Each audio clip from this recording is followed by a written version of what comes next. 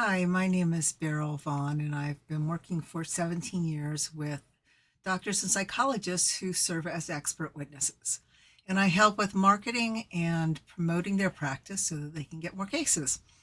The purpose of this video is to walk through how attorneys approach the internet in searching for an expert witness and how to best position yourself, or at least make sure that they find information that's useful to them. Let me move now to Google and we'll take a quick look. Okay, so I am going to type in the name of a doctor that I work with, Sanjay Adia. Now, I would recommend that you take two steps. First of all, do a search online for your name, both with and without a suffix. So if you use a suffix like MD, DO, PsyD, PhD, try your name with that suffix and try your name without. The important thing about that is that attorneys are likely to be looking you up in any number of ways. And so you want to find out what they will see when they type your name in. So here is Dr. Adia. He is a client of mine, and I'm using him as an example because I know exactly what we can find and how I can explain it to you. If you create a Google Business account, you will see this stuff over here. It's free, and it's the most valuable advertising space on Google and any browser for that matter. And it's free. You just go into Google Business, search Google Business, and set up a profile, and they'll walk you through the process. And then you get this lovely space that has information about your website, directions to your office. If you have a brick and mortar office, if you work out of your home, you can put that into your profile and then ask them to suppress it so that no one can see your address. And also so that there's no photograph, for example, of your home over here in the right, where there might be information about a brick and mortar business. This Google profile gives the phone number. You can have reviews. I mean, reviews are something that people can add, and that's quite useful. And you can add posts from time to time that will appear here. And those are all really useful for attorneys who may be looking you up by name. So let's take a look. So when you're administering your own Google Business profile, you will see this kind of interface at the very top of your Google results. If you're just a regular person, you're searching a name, you're not going to see that. You'll see their Google Business profile, but you won't see that information at the top. So let's take a look at what attorneys are going to find out if they look up Dr. Adia. First, they're going to find his website. He's a client of mine, and I designed this website, so full disclosure. And here is his site. If you are an attorney and you're scrolling down, you have an opportunity to learn about him and associates with his practice, services. All of this information is going to be a little different and look a little different on each person's website, but it is a good idea to have a website. As you can see, an attorney is very likely to find your name associated with it and want to click on it to find out more information. And the question of how one goes about setting up a medical legal or psych legal website is really a different kind of conversation. I'd be happy to have it with you. My contact information will be at the bottom of this video. Dr. Adia has an affiliation with University of Texas. So our next thing that we find is the UT Physicians site with his name in it. Remember, we're looking up his name. You want to go and click on everything you see that has your name that is of interest to you, and by which I mean of interest to an attorney, and see what they find. So right away, I notice there's no photograph. There's the hospital that he's affiliated with and does his clinical practice, and a bio, which is great. You can often go in and ask a website to let you update the bio if it's not accurate. Let's see what else we have. We have Dr. Adia's LinkedIn profile. I highly, highly recommend that you have a LinkedIn profile. It is the only social media platform that's appropriate for doctors and attorneys and businesses to speak to other businesses. You're not looking for patients, or at least that's not the function of your medical legal practice. And so it's not as important to be on something like Facebook. And I actually would recommend that you not be on Instagram or X. Now we'll go a little further down. So we're just simply pretending we're an attorney floating through a name search. JurisPro is a directory that a person could pay to be in. It's a valuable tool. A lot of attorneys use it. And if you would like to learn more about directories and referral services and how they work, I encourage you to go to my website, because I go into a lot more detail about that. I dive in, and I hope that you'll find that useful. Other results are results we may have no control over, like the National Police Accountability Project. I don't know why they have something about him, but let's look at it. So it looks like he's listed there. Either he's asked to be listed there, or they do something called data scraping. Data scraping is a process by which a service goes and finds publicly available information, name, address, phone number, bio, any kind of information, and plugs it into their website. So Healthgrades does that. I think Vitals has listings like that, Doximity. A popular place for them to find information is the NPI, and that's why it's so important that you make sure that all of your public information, like the NPI, that listing is up to date. Even if you don't take patients that have insurance, which is what most people use the NPI for, that data can be scraped for other purposes. So make sure the address is up to date and the taxonomies are current. So here's Dr. Adia plugged into Healthgrades. May or may not be anything he controlled. If he did not have a listing here, they may very well be a button that would say something like claim your profile, and then you could update it. Because his photograph is here, I'm pretty sure that's the current profile that he created. Otherwise, you would see just an empty little drawing of a head. HG Experts, a very successful also directory that doctors pay to be in. There's only about 2 or 3 that really have credibility and legitimacy with attorneys. And HG Experts is one, and they also produce cases, which is really excellent. Various other things here that we wouldn't be surprised to find. There's Doximity, again, data scraping. US News and Health, also they data scrape. It's important to know. So they're probably getting it from the NPI, or in this case, perhaps Doximity, Doximity is actually kind of a baseline source, and then they're the parent company for some of these other organizations. And various things. Okay, so we see a bunch of stuff. And more Vitals, more Healthgrades. So let's imagine that we are going to look under without the suffix. Again, ignore all this stuff up here about Google. There's his website, no surprise. No surprise that we'll see some of these other things. His website, again, his website has been active. We developed it, I don't know, perhaps 4 or 5 years ago, and it has been expanded to include more detailed and different articles on topics of interest to attorneys. That is really the number one secret to having your website perform well. And there are a number of others. It's called search engine optimization. It's really, there's just 5, 6, 7 basic things you can do for your website. But you know what's most important to me about it is that there be a website. If you didn't have a website, it would be much harder for an attorney to find out anything about him. So there's some, images are great because it's one of these Google search features.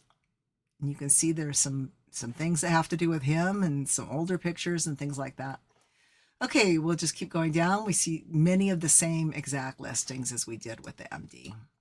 Okay, now let's take a look at the second step. So first, I would recommend you put in your name and do a search. Make sure whatever attorneys find is accurate. and that what attorneys find is what you really want them to find. If there's anything that is inaccurate and that is out of your control to fix, you might want to track it down. So sometimes people will have a listing from where they did their residency 10 years ago, and it's important to contact that hospital's IT department to ask them to update their website and any affiliations. But 9 times out of 10, the NPI and having your own active website and keeping up with these listings will really do the trick there. Okay, let's do a search. This is the second step, as if we're an attorney. Now, this is the most important search because attorneys are looking for people, but they don't know who. They have a case, there's an emotional distress claim, or traumatic brain injury, or medical malpractice. Could be any number of things. Doesn't have to be just psychiatric, but I'm going to use that as my example. I'm an attorney. I want to know about an expert witness about PTSD. Maybe my client, I think, has PTSD. Maybe the other side's client is claiming a lot of money because of PTSD. What matters is that I don't know what I'm looking for. I'm pretending to be the attorney. So I'm going to type in what makes sense. So let's see what we get. Okay, this is interesting. First of all, we get the Google's AI response. Google's testing this. They've already had a lot of complaints that the answers are not accurate or they're too vague. This is an interesting result. And because of that, Google is probably going to continue to update their algorithms in a much more frequent way than they have in the past. If you're an attorney looking for a PTSD expert witness, this is not going to be helpful. A post-traumatic stress disorder expert witness. I mean, yeah, of course. So let's keep going and see. Assuming we're the attorney, once again, we keep going. The first thing we see are sponsored ads. These are positions through Google Ads that you obtain by participating in an auction, a Google Ads auction, for specific words. So let's say I go in and I put in, if PTSD expert witness is typed in and a search initiated, I'm willing to pay X to appear as a sponsored, my advertisement, which I've written. If someone else, bids higher, then they get that spot. It can be very expensive very quickly. It can be effective, but you will notice, I think, more often that these groups, AMFS, these are big companies that can afford to spend high for Google Ads. Sometimes Google Ads will give you an offer like spend $500 on Google Ads and then we give you the next $500 for free. Because of that, it might be worth a chance if you get that offer to try it out. So we're going to go through search performance for this query. This is information I get. It says 0 clicks in the last 90 days. I happen to know that's not accurate, so bad on you, Google. How can you have 0 clicks? You have 142 impressions. That means people actually have been looking for it, but not clicked on anybody. That's probably because there aren't very many results. Average position. Well, I don't know for who. Oh, I see, for forensic psychiatry now. So it's for Dr. Adia. So he's likely to appear in position 65. He appears 142 times. There have been no clicks. Under the term PTSD expert witness, understanding that sponsored and AI and directories will always come first. And so, of course, you're going to be low. So we keep going. And imagine we're an attorney. We're looking for a real person. I've gone through all these directories. I'm bored. Oh, look, here's a person. Dr. Neer. His site is coming up early because he has excellent SEO. He's had an excellent site available and online for several years, and longevity counts. And he adds new content all the time. Let's click and see what attorneys find.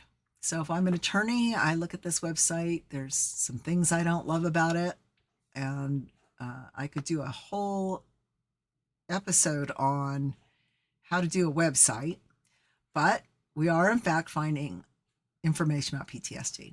So as far as content is concerned, an attorney, I've gotten somewhere. Okay, let's go to the next spot. I keep going, Reddit, Quora, I'm going to ignore that. I don't think people expect to find a PTSD expert witness there. Here's another real person, Dr. Raffle. I worked for him for 10 years, and I can speak highly of his knowledge about PTSD. I did not design this website, and had I would have told him right away, you can't read it. So that's my one free advice about websites. Make sure they're legible. Okay, I'm an attorney. I keep going. I see more directories. Let's go back up. Let's take a look at HG since I love them. PTSD, these spots near the top are paid for at, I think it's $200 a year. And they're sort of first come, first serve. That's a pretty good deal in the world of directory listings and things like that. Dr. Raffle's got the position number 1 under PTSD, Dr. Adia, Dr. Sipe, Dr. Morrison, and so forth. Dr. Quimsing-Forrest. Some of these people are my clients, some of them are not. No, I'm not going to say anything preferential. I'm just showing you what the results are. So I'm an attorney. Maybe I'm going to click on some of those. There's going to always be some scholarly information in the results. Okay, here's another PTSDexpertwitness.com. That's one of Dr. Adia's sites where there's just provided general public information about PTSD and so forth. So I'm an attorney. I'm still looking. I keep saying I'm an attorney. That's because I have to think of it that way. And when I'm working with a client, I'm also thinking, how is that attorney finding them, and how can we make sure that they're what the attorney finds? And I'm going through and I'm having a lot of trouble finding there's somebody in England, finding an actual doctor. That's one reason why it's so valuable to create a digital marketing presence. It's not complicated. There are not a lot of features to it. You have to stay very well within your lane as an expert witness. So what you can put online has to be very fairly conservative and certainly credible. And for that reason, marketing is really kind of unique for an expert witness. So here's a real person. Let's look at her site. Again, I don't love the site. That's me. You might love it. Attorney might love it. But I'm finding it a little difficult to see exactly what it is that ties her into our PTSD expert witness search. Discrimination cases, bias in family court. You can see how it's a little confusing. So next, I'm looking for a PTSD expert witness. I keep going. Oops, there's another person. Let's just see what we find. What's important is that I see names and it comes up with websites. So you can see how important it is to have a website. So again, nothing. Oh, here we go. Trauma, PTSD, and forensic services. I almost missed it. That's interesting. I'm not sure if he's saying trauma clinical services or forensic assessment. So that's interesting. Anyway, it's a little confusing, and that you never want anybody to be confused, or they will do this. They'll leave and keep going. So that's the process of, let's just do a different look here. Let's try something else, because I want to show you what happens when attorneys are not sure quite what they're looking for. So their client has had a traumatic brain injury, let's say, and is having trouble going back to work. They want to know how much money that's likely to rack up, and what are the non-economic damages. So I'm going to put in brain injury expert witness. Can't work. What the heck? Let's not force them to think too hard. If a brain injury expert witness is unable to work.